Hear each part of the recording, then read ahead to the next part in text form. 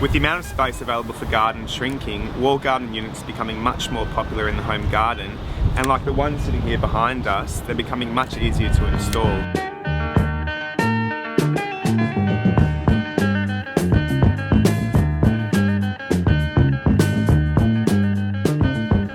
The first decision you need to make is what wall you're going to use for your wall garden. Now you obviously need sunlight, and when setting up your wall garden you prefer morning sunlight as opposed to the harsh afternoon light.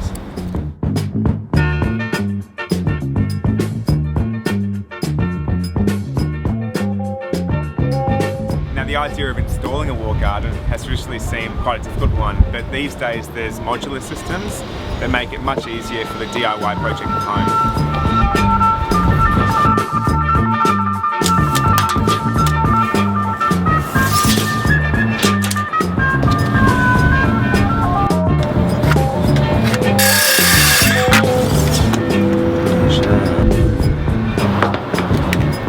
The first step of installing the wall garden units is attaching the braces to whatever surface you're using. Now this setup is probably the most difficult you'll come across. It's a shipping container, so it's got a slightly undulated surface, and it's also very hard metal, so we'll be using metal screws to attach these, but the same theory applies across the board.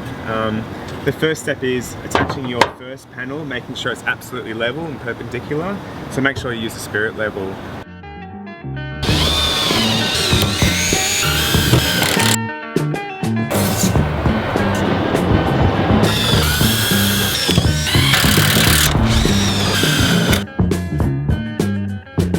Spacing between the boxes, from one box to the next, 25 centimeters is absolutely perfect, leaving a little gap for the foliage to grow up and then grow over.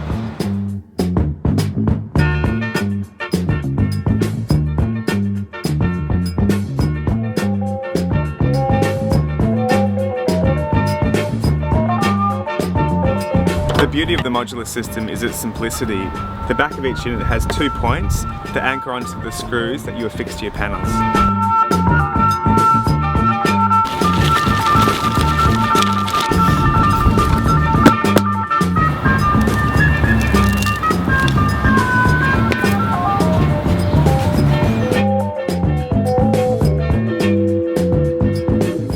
Remember that when choosing your plants, choose the varieties that don't need a lot of root depth, so things like leafy greens and herbs will be absolutely perfect.